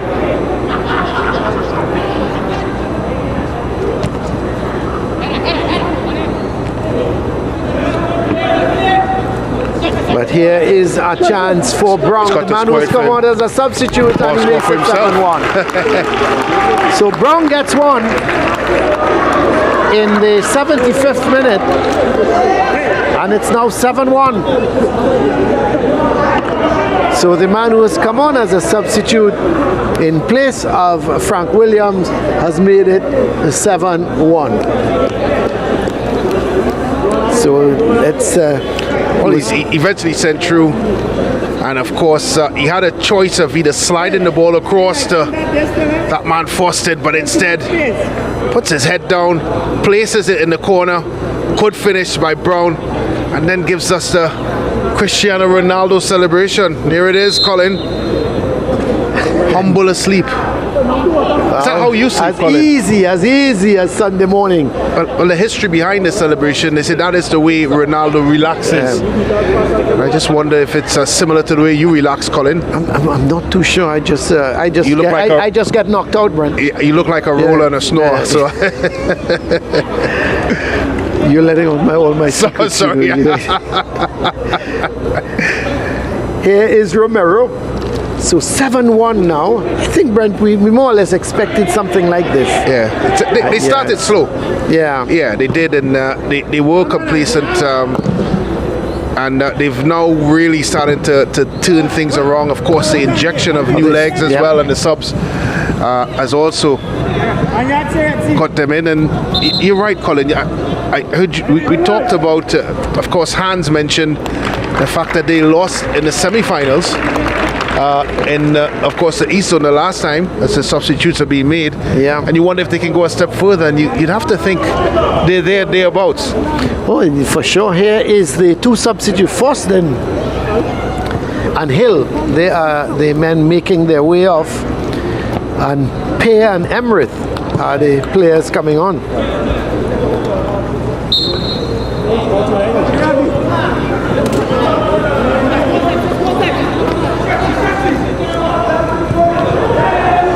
Here goes Brown. Still Brown, but well won there by George. Sends it down, by Lord, sorry. Sends it downfield and it's cross. too much. Yeah, but Emrith is going to keep it in. Looking to play it back, and this could be a chance. First time. Yeah. He tried to collect it. There was the man who has come on as a substitute pair. That would have been his first touch as well. That's right. Yeah, so it looked like he was certainly not expecting it.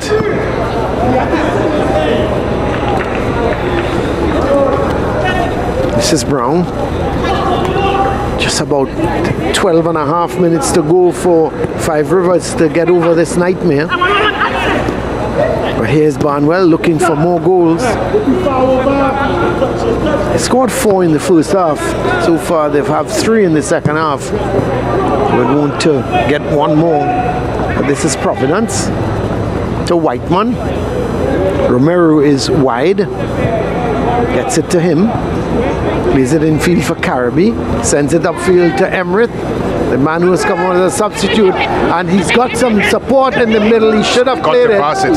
Scott to call it. Yeah, Pear was right there. Where was the central defenders though of Five Rivers? They were nowhere to be seen. And this is Emirath. This time he's trying to play it in field. Goes wide with it. Can he get the cross in? Yes, he can, but straight to the keeper. You have to feel a little bit for goalkeeper Samson. Hasn't done much wrong. Even when he stayed on his line, he was able to save it from Frank Williams. But you just have to think that 7 goals going past him, not much he could have done with a lot of them.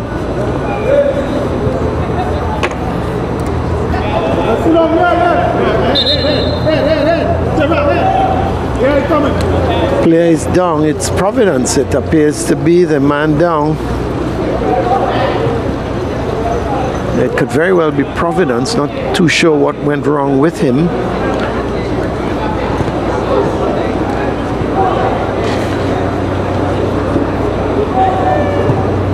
Seems as if something may have gone in his eye.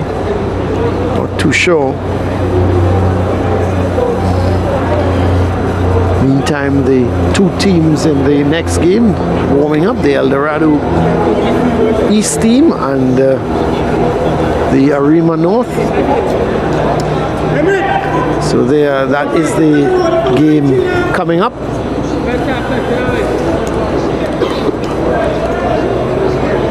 As there we see the El Dorado team going through their drills, and I think Arima North, they have already, I think that is Arima North actually, that we just saw, in El Dorado on the left. Both teams in blue, so hopefully when they go on the field to play, one will have a different color. Well, you've come across a very good point, because they both wear blue shorts and blue socks.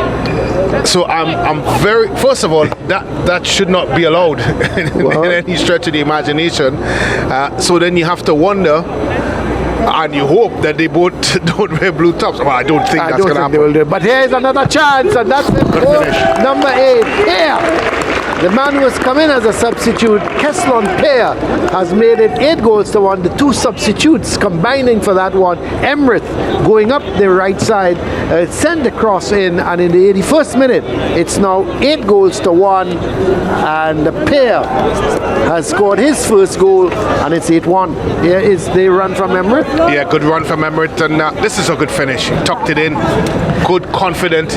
Brent, you are a central defender. Could you tell me where the Five Rivers central defenders in all of this? I mean, these guys are by themselves. The thing is, they're playing such a high line that any ball that's played in behind them, they then now playing catch up. Yeah.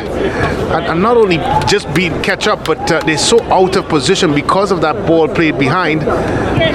They're being beaten by pace with the strikers that are coming in on goal. Yeah, they're playing this high line, and as you're right, they're playing. It doesn't help them. They're playing catch up. They're playing catch up, and unfortunately, you know, once that ball goes wide, and the wide players from Trinity East cut in, and there is the team warming up. Who is that, Brent? Is that El Dorado? I want to believe that's El Dorado. It's difficult to say. As you rightfully mentioned, they both play in blue,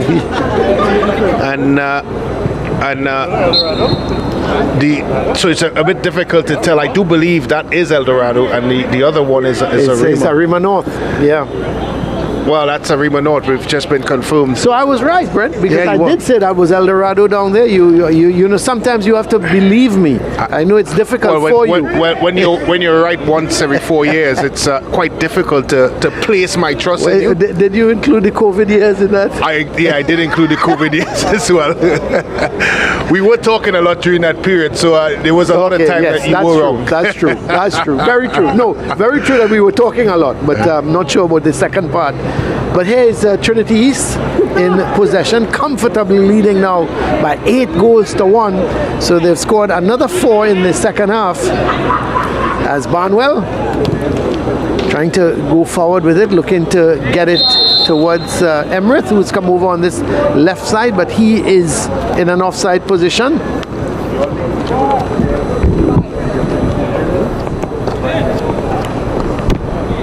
So this is a free kick.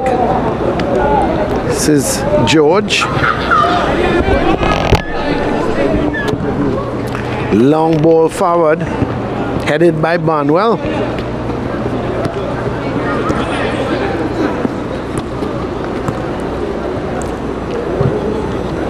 Can Pear keep it in? Yes, he can. Actually, that's Emmerich. The ball played over onto the far side to Brown. Trying to get it there to Carraby. This is Brown still. There was the man looking for the shot was Crowell. It's Providence. Heads it back upfield towards Romero. He flicks it onto Brown, but Jules does well. And it's going to be a throw. Well, let's have a look at the SportsMax app moment. Now, we had one moment, Brent, but it could have been plenty more here. But there is the ball, the shot coming, and the keeper saving it. So Frank Williams are 1-on-1. The keeper never came off his line, and that was the most amazing thing. He never came off his line to close the angle down, yet he was still able to make the save, and that is our SportsMax app moment. Is that classified as an outstanding save, Colin? It has to be. It has to be, because I tell you what, by the time I saw him on his line, I said, well, he's a sitting duck, but sometimes sitting ducks survive. So we just about into the final 5 minutes of this game, as this Brown, so that's goal number 9. One more! Goal number 9. The ball played inside by Brown, and he gives it to another substitute in Cummins, and in the 86th minute, Cummins makes it 9-1. Well. There is the run from Brown. Plays it infield, and Cummins had the simple task of just burying it into the net. Again, goalkeeper Sampson had absolutely no chance, and it's 9-1 now. Trinity College East leading comfortably as they make their way into the semi-final. We see a substitution for Five Rivers. Number 17 coming on. That is Roshan Brown. And not sure who he has replaced. I think he's replaced Corridon. But here comes a chance for the Five Rivers team. And unfortunately, it's hit wide. So there was a chance for Roshan Brown, who came on as a substitute, and he hit it wide. Well. This is Carraby. Can it be double figures here now, as Brown sends it across field looking for Cummins, and it's gone out. It's going to be a corner for Trinity College East. 3.5 minutes to go.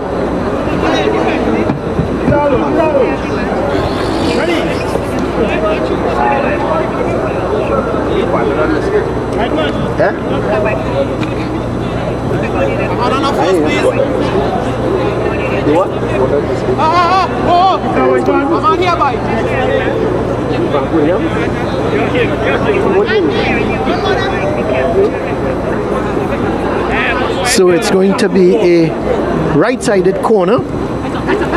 The heads go up and it's cleared off the line, but then it into the side netting, and it's going to be a goal kick. So, man of the match. Well, that is a tough one. So many players you could look at. There's Frank Williams, there's Riley Hill, and there is Foston, even though he hasn't scored a goal. I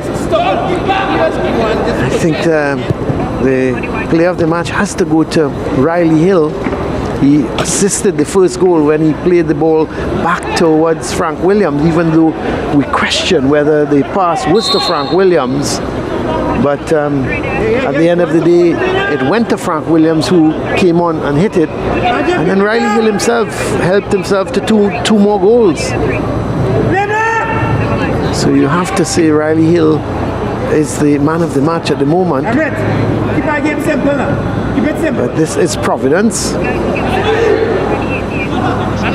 Getting it to goalkeeper Sampson. Sorry, to Dalrymple. Dalrymple wouldn't be too happy with me if I'm saying it's Sampson, because Sampson, the young man, has conceded 9 goals. But you have to say, of the 9 goals, none really were his fault. But here was the man going forward there, Figuera, trying to look for the shot, ran into a barrage of defenders.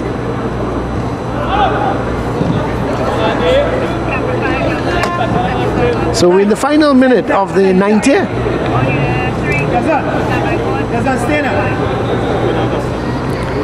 this is Emirath, but he loses out as Tyrrell, the man who came on as a substitute, wins it, gets the throw.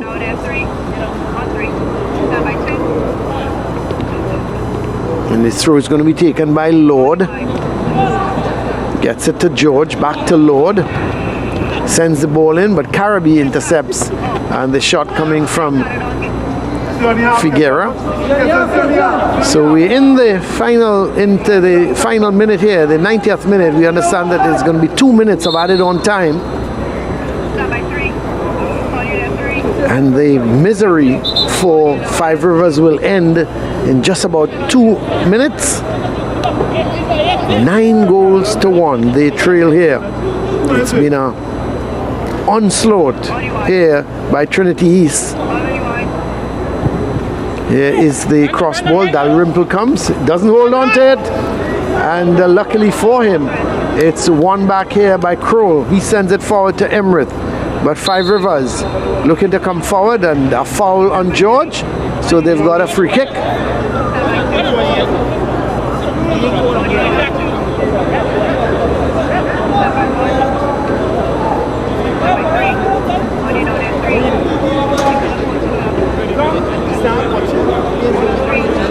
So let's see who's gonna. The keeper is down at the moment, Dalrymple. Not too sure. May have just got a knock when he went to collect that ball. Maybe a bit of touch of cramp probably as well. So let's see who's gonna take the free kick. Tony Figuera is the man. Is he gonna go straight for goal from here? Is he gonna play it crossfield diagonally? I think he's gonna opt to go for goal, but it's a fair distance out. No, yes he does, and that's not a bad effort, not a bad effort at all. He was floating it, and that ball, the keeper touched it onto the bar and went over, but that's a really interesting. I thought he was going to take the shot. He went for a floater, and the keeper was just off his line. He had to hustle back, and he pushed it over the bar. That really is an excellent free kick. Here is the corner taken short, all the way back. Eventually it's cleared up field, and going to get it is Pear, but he loses out, and another shot testing Dalrymple, but it goes over the bar. So just about any time now we will hear the referee's whistle. It's played the 2 minutes of added on time, and there it is. Referee Bacchus decides enough is enough. 9 goals to 1 here. Trinity College East, we expected them to win. We expected them to win comfortably, and really and truly, Five Rivers, after the first 14 minutes, things went wrong for them. It was goalless up to 14 minutes, and then they just couldn't hold on any longer, and there was an onslaught. 4 goals in the first half, 5 in the second half. They actually got one themselves from Neptune in the 24th minute. He had a shot. They took a deflection and it went into the back of the net to make it, at that point in time, to make it 2-1. But then after that, it was just all Trinity College East, and they scored another 7 goals and unanswered to make the full-time score here at the Larry Gomes Stadium. The East Zone, the first East Zone quarter-final here, Trinity College East 9, 5 Rivers Secondary 1. So let's have a look at the highlights as referee Bacchus starts the proceedings here. And this was Hill sending that ball across, and in came Frank Williams and banged it into the net to make it 1-0. That was Frank Williams coming onto that ball, hit it one time and to make it 1-0. And then this was Hill again playing that ball nicely down the line to Foston. He played it in field, a little bit of a mix-up, but as far as Figaro was concerned, there was no mix-up with him. He got the ball into the back of the net to make it 2-0. And then all of a sudden, an attack here from 5 Rivers between Holford and Neptune. Neptune had the shot, it took a deflection, and it went into the back of the net to make it 2-1. And one would have thought, hey, game is on here. But all of a sudden, Trinity College East, they woke up again, and Hill, shrugging off a couple defenders, had the shot. It came off the inside of the post and went in to make it 3-1. And then Barnwell coming down the left side, sent the cross in, and the ball came off the defender corridor, and it went into the back of the net to make it 4-1. Then the onslaught started again in the second half. Foston going up that left side, outrunning the defender, and then just squaring the ball nicely for Prince to side-foot it into the back of the net to make it 5-1. Very unselfish play from Foston. Then it was still Trinity College East starting to keep going here. This was Foston with a beauty of a ball right in favor of Trinity College East. 14 shots on target as opposed to 5 from 5 Rivers. The fouls 8-4. It's just the 1 yellow card for 5 Rivers. A young Corridor getting that. No red cards. Offsides 5 to Trinity College East. None to 5 Rivers. Corners 5-0. And then saves 4 from Trinity College East and 5 from Sampson of 5 Rivers. So that's the situation here. 9-1. Let's go down to Hans. He's got the man of the match with him. And right now I'm joined by the man of the match, Riley Hill. You scored in the first and second half. You are man of the match today. Big congratulations going out to you. What was your mindset going into this one? Going into this one today, I just wanted to make sure that I keep my standard high despite whatever opposition and just be the best man I could be. It was actually my goal to be the man of the match today. Oh, for real? I'm happy about that. Anybody you want to dedicate it to though? I want to dedicate it to my father because he's always here supporting me through everything and giving advice, and I'd like to dedicate this one to my father. Yes, man. Congratulations, Riley Hill. We wish you the best, and we look forward to you in some more games. We're getting ready to speak to the coaches, but what are your areas that you see the need for improvement in? In terms of the team, I think that we could be a little more confident on the ball, get passes together more, and keep our standards high despite whatever opposition we play. All right, thank you very much. At the Larry Gomes Stadium, the score: Trinity College East 9 goals, 5 Rivers Secondary School 1 goal they were able to get in the back of the net. Right now we are joined by manager actually of 5 Rivers Secondary School. Your thoughts on the game today? Well, it was a good game. The guys tried their best. We came up against a more superior team. Yeah. We tried to hold it as best as possible. It was a better prepared team. We did what we could have done. Yeah. But at the end of the day, Trinity came out on top. Okay, final question for you. How do you improve for the next season? Basically, we look at this as a learning experience, seeing how superior the upper shelf teams are. Yeah. And we'll put in a little more training. By next year, hopefully, our boys will be a little older and a little bigger, right? Because size was an issue. Yeah. But All in all, the game was a good game. Congratulations to Trinity East and on the way forward. All right, well, what do you look forward to inside the Intercol competition, just even as a spectator? Well, to be honest, I would love to see one of the East Zone teams take the Intercol this year also. And I'll always put this plug in. My girls team will try to do better. Yeah, we definitely look forward to seeing the girls team in the Big Five. Thank you very much, manager of Five Rivers Secondary School. Trinity College East, they had 24 shots on goal, but they were only able to get 9 inside. Coach, thoughts on the game today? It was a good performance by the guys.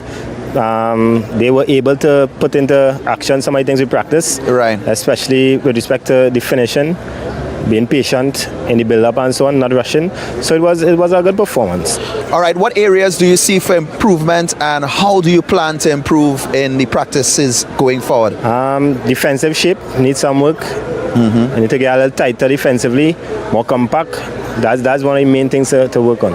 All right, now up next we have our other quarterfinal. You all face the winner of that one, either Rima North or El Dorado East. Oh no, actually we don't. Who you all face? We face a winner of St. Augustine Valencia. And from those teams, which one would you rather face today? Whoever comes out. Whoever comes out, you're all ready for them. Yeah. Well, Coach, we wish you all the best at Trinity College East, and we look forward to seeing you all in the semi-finals. Thank you very much. Final score once again here at the Larry Gomes Stadium. Good. 9 goals for Trinity College East, and Five Rivers Secondary were only able to get 1 past the goalkeeper of Trinity College East. We take a short one and then we come back with Rima North Secondary School versus El Dorado East here at the Larry Gomes Stadium.